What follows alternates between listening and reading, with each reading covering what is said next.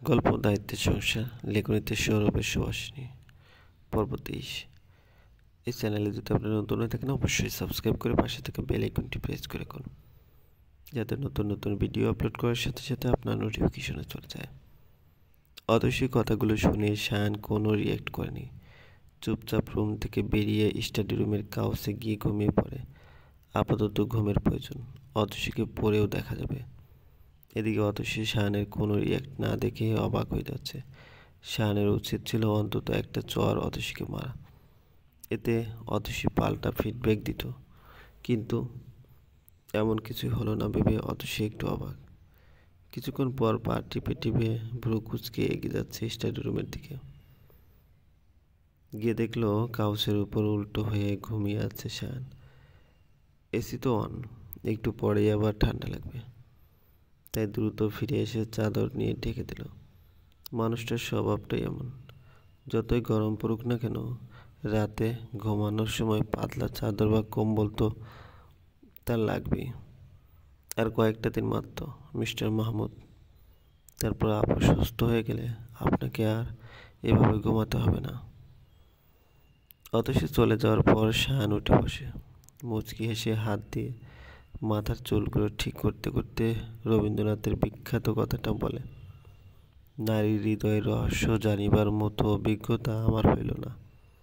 নিতান্তই উপর হইতে বাহির হইতে যেটুকু দেখিলাম তাহাতে আমার এই বিশ্বাস জন্মিয়াছে যে যেখানে মেয়েরা দুঃখ পাইবে সেইখানেই তারা হৃদয় দিতে প্রস্তুত। মিসেস মাহমুদ, তুমি আমার প্রতি দুর্বল হয়ে যাচ্ছ।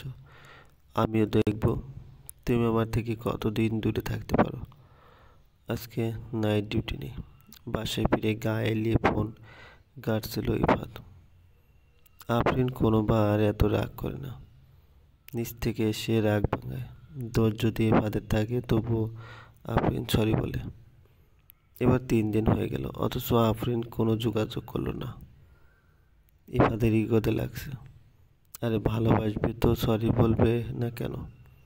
এবার দোষ তো সত্যি আফরিনের, যখন দোষ থাকে না তখন সরি বলে, অথচ এবার দোষে যে নিজের তবুও বলবে না। কথাগুলো ভাবতে ভাবতেই ওয়াইফাই অন করলো ইফাত।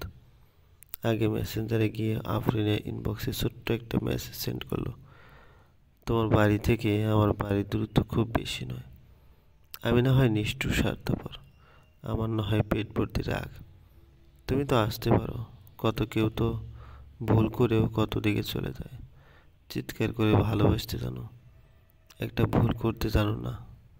রুদ গোস্বামী। নিউজ ফিডে আসতেই ইফাদের চোখ ছানাবড়া। আফরিন 11 ঘন্টা আগে এয়ারপোর্টে চেক ইন করেছে। কোথায় যাচ্ছ? দরপড়ি উঠে বসে কল দিল আফরিনকে। অপর পাশ থেকে যান্ত্রিক মানবী বলছে, the number you have dialled is currently unreachable, please try some time later. টানা 22 ঘন্টা জার্নি করেও আফরিন রেদওয়ান ওদের বাবাকে নিয়ে পৌঁছালো লস অ্যাঞ্জেলসে। ক্যালিফোর্নিয়ার বিখ্যাত শহর লস অ্যাঞ্জেলস আয়তনের দিক ক্যালিফোর্নিয়ার 3য়তম শহর যুক্তরাষ্ট্রে। লস অ্যাঞ্জেলেস এই বৃহত্তর নগরীর প্রাকৃতিক সৌন্দর্য, নীতি শীতোষ্ণ রৌদ্রময় জলবায়ু সব মিলিয়ে মন ভালো হতে বাধ্য। কিন্তু আফরিনের বুকের ভিতর কেমন যেন চিনচিন ব্যথা করছে। প্রচণ্ড রকম ক্লান্ত সে। অ্যাপার্টমেন্টে গিয়ে যে যার মতো রুমে চলে গেল। এক আদিবাসী ছেলে এখানে ওদের দেখাশোনা করার জন্য বরাদ্দ। ফ্রেশ হয়ে প্রচণ্ড রকম ক্ষুধা নিয়ে ডাইনিং টেবিলে বসলো। রেদওয়ান আফরিন ডিনার পালা শেষ করে রুমে এসে গা এলিয়ে দিতেই ফোনের টুংটাং শুরু হয়ে গেছে। ওয়াইফাই অন করেও শান্তি নেই। ফোন হাত নিতেই ইফাদের সাথে অনেক মেসেজ চোখে পড়ল। ব্রুকুসকে দেখে আফরিন রিপ্লাই করলো, ধরবো না ছোবো না, আশেতেও থাকবো না পাশেও থাকবো না, কথাও বলবো না কথাও শুনবো না, তাও পাবি মরণ যন্ত্রণা। সারা রাত ইফাদের ঘুম হয়নি। চোখ মুখ দেখে শায়ান বুঝতে পারছে এদিক সে ঘাড় ব্যথায় নড়তে পারছে না। উফ, কি অসহ্য যন্ত্রণা। তোর অফিস নেই? বাসায় বসে সব ম্যানেজ করতে হচ্ছে। দুই বউ সামলানো তো আর চারটেখানি কথা না, বলে বিদ্রুপে হাসি আসলো ইফাত। পিন্স মারছিস? না। তার যখন অনামিকার সুস্থ হবে তখন কি করবে? সময় আসুক। যদি অনামিকা অতসীকে ছাড়তে বলে, ছেড়ে দিবি? আফটার অল তোর প্রথম বউ হোক বেশি। এই সময় অতসী এসে বলল, আপুর স্বামী সংসারের দায়িত্ব নিয়েছি মাত্র। আপু সুস্থ হলে চলে যাবো, চিন্তার কিছু নেই। 2 গ্লাস দুধ দুজনের সামনে রাখতে রাখতে কথাগুলো বলে অতসী। দুধ দেখে সায়ান ইফাত দুজনেই না করে।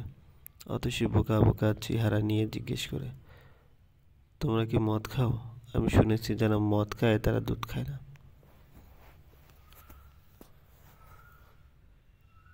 সায়ান ইফাত একজন আরেকজনের দিকে ভ্যাবাচেকা খেয়ে তাকিয়ে আছে। তারপর ইফাত মুখ খুলল, আমরা মোটেও মদ খাই না। তাহলে দুধ খেতে সমস্যা কি? আপুরে বুঝবা না তুমি।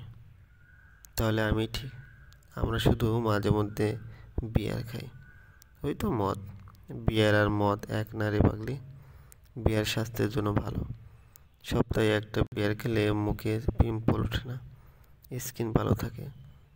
এবার শুরু করলো অতসীকে বিয়ার নিয়ে ভাষণ দেওয়া। যে লাও সেই কদু, বিয়ারে অ্যালকোহল আছে, সো খাওয়া হারাম। এবার শান বলে উঠল, শোনো, তোমার ভাই ওসব খেতে পারে, আমি ভদ্র ছেলে, আমি কিন্তু ওসব খাই না। অতসী উত্তর না দিয়েই আবার কিচেনের দিকে পা বাড়ায়। এবার শায়ানের গলা চেপে ধরে বলে, শালা তুই আমাকে কেস খাওয়াচ্ছিস? কেন রে? আর কবে থেকে বাদ দিলি? এ সম্পর্কে তুই আমার শালা। আর ঘরে যখন তোর বোনের মতো অ্যালকোহল থাকে না, তখন আর অন্য কিছু নেশার দরকার হয় না। চলবে। দায়িত্বের সংসার, লেখনীতে সৌরভের সুবাসিনী। পর্ব 24। নিজের প্রতিটা মুহূর্তে অতসী অনামিকাকে দিচ্ছে। পুরো দায়িত্ব যেন নিজের। খুব যত্ন করে অনামিকার সব কাজ করে। সারাদিন বোনের সাথে থাকবে, নন স্টপ কথা বলবে যাবে। ইফাত বলেছে অনামিকা সব শুনতে পাচ্ছে, ফিল করছে, কিন্তু ব্রেনের কিছু নার্ভ ঠিক মতো রেসপন্স করছে না। যতটা পারা যায় অনামিকাকে বাচ্চার তাগিদে দিতে হবে। শান অফিসে যাওয়ার পর থেকে ঘুমানোর আগ অবধি অতসী সব যেন অনামিকা। মুভি দেখছে, কথা বলছে, আবার হাতের কাজ ওর পাশে বসে সেরে নিচ্ছে। এই তো সেদিন সাকিব আল হাসান আর শিশির কথা বলাতে অনামিকা মনে হয় হাসলো। মানুষ হাসলে তো মানুষের চোখ হাসে। অতসীর তা না, অনামিকা হেসেছিল। কারণ সাকিব হলো অনামিকার ক্রাশ। শিশিরকে একদম সহ্য করতে পারে না।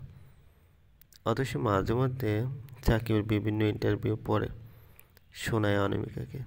আজকে একটা ইন্টারভিউ পড়ে শুনিয়েছে, যেখানে সাকিব শিশির প্রথম দেখার কথা বলছে। আবার শিশির নাকি ক্রিকেট মোটেও পছন্দ করতো না। শুরুর দিকে বলতো, তুমি আস্তে দৌড়াও কেন, জোরে বল ফেলো না কেন, এভাবে কেন ব্যাট ধরেছো, সহ অনেক কথা। অতসী পড়ার সময় এমনভাবে পড়ছিল যা শুনে যে কেউ হাসবে, হয়তো তাই অনামিকাও হেসেছে। অতসীর প্রতি শাহানের অত্যাচার ধীরে ধীরে বেড়েই চলেছে। অতসী যতই চাচ্ছে শাহানের থেকে দূরে যেতে, শাহান যেন আষ্টে পৃষ্ঠে বেঁধে ফেলছে। প্রতিদিন অফিস যাওয়ার সময় তার বায়না, টাই বেঁধে দাও, ঘড়ি পরিয়ে দাও, আরও কত কিছু। অতসী যদি না করে তখন বিখ্যাত ডায়লগ দেয়, আর যদি আমার অনামিকা সুস্থ থাকতো তাহলে সব করে দিত। নাকফুলি অতসী যখন শায়ানকে টাই পরিয়ে দেয়, শায়ানের 2 হাত খেলা করে অতসীর কোমরে, কখনো গোজা আঁচল খুলে দিচ্ছে, আবার বা কখনো ফাজলামো করে চিমটি কাটছে। এসব অতসীকে হেনস্থ করার জন্য শায়ান বেশ ভালোভাবেই পারে। কি হচ্ছে আবার এসব? যেন তুমি ছাড়া জগতে কোনো মানুষ নেই, কোনো কবি নেই, কোনো পুরুষ নেই, কোনো প্রেমিক নেই, কোনো হৃদয় নেই। আমার বুঝি খুব মন বসছে সংসার কাজে, বুঝি মন বসছে লেখাপড়ায়। আমার বুঝি ইচ্ছে হচ্ছে হাজারটা পড়ে থাকা কাজগুলোর দিকে তাকাতে, সবার সম্মতিতে যেতে, অনেক হয়েছে এসব, এবার অন্য কিছু হোক, অন্য কিছুতে মন পড়ে যাক, অন্য কিছু অমল আনন্দ দিক। মন নিয়ে যত ঝামেলা আসলে, মন কোনো একটা জায়গায় পড়ে রইল তো পড়েই রইল। মনটাকে নিয়ে অন্য কোথাও বসন্তের রঙের মতো যে ছিটিয়ে দেব, তা হয় না।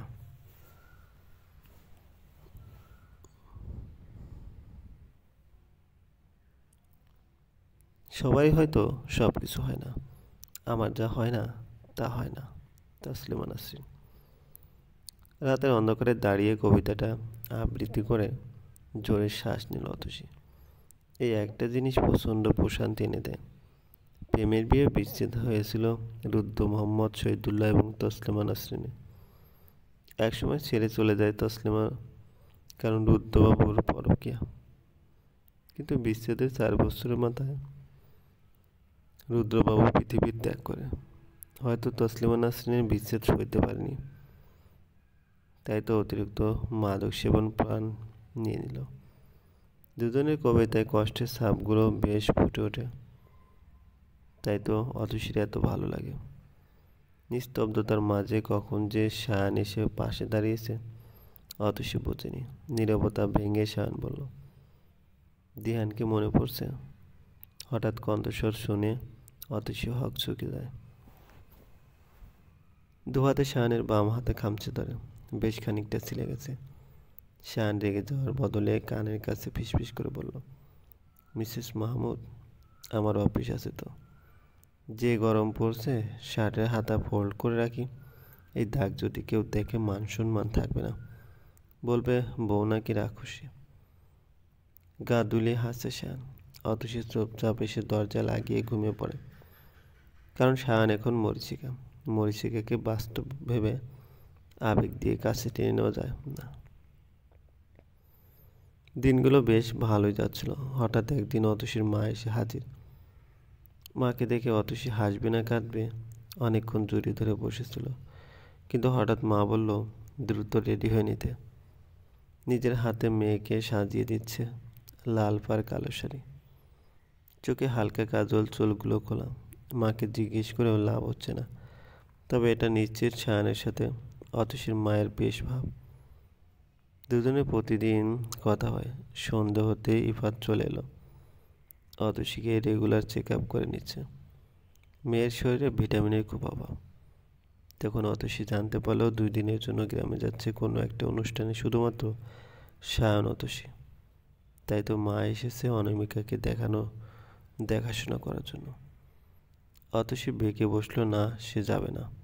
এদিকে সায়ন পুরো দিন অফিস করে এসে ক্লান্ত হয়ে অতসীর ড্রামা দেখছে। দ্রুত ফ্রেশ হয়ে সে একই ড্রামা আবার। যত ইফাত বোঝাচ্ছে এটাই সায়নের জন্য দরকার, কারণ বয়স্ক মহিলা সায়নের বাবার একমাত্র ভাবি। শায়ানের বউয়ের জন্য অপেক্ষা করছে, কিন্তু অতসী এক কথা, অনামিকা আপুকে নিয়ে যাক না, আমি যাব না। অতসী শাড়ির সাথে ম্যাচ করে Shayan black shirt, off white pant পরেছে শায়ান। পায়ের জুতো পরতে পরতে অতসীকে দেখে নিল। হুট করে এসে ওকে কাঁধে তুলে নিয়ে শায়ান বেরিয়ে যাচ্ছে। ঘটনার আকস্মিকতায় ইফাত, অতসীর মা অবাক হয়ে গেছে। অতসী তো চুপ। কেন জানি এই মানুষকে বড্ড ভয় লাগে। অতসীকে শায়ান গাড়ির ভিতর বসিয়ে দিয়ে চোখ মুখ লাল করে বলল, তোমার সাথে আমার বারবার কেন হাঁটতে হয় বলবে? তোমার জন্য আমার বুক ফেটে বারবার চৌচির কেন হয় সেটাও বলবে। কেন আমি সইতে পারি না? কেন অন্যদের জন্য এই ফিলিংসটা হয় না আমার? কেন আমার দীর্ঘশ্বাসের কারণটাও তোমাকে হতে হবে? চলবে। গল্পটি ভালো লাগলে অবশ্যই লাইক করবেন, কমেন্ট করে জানিয়ে দেবেন। ধন্যবাদ, ভালো থাকবেন।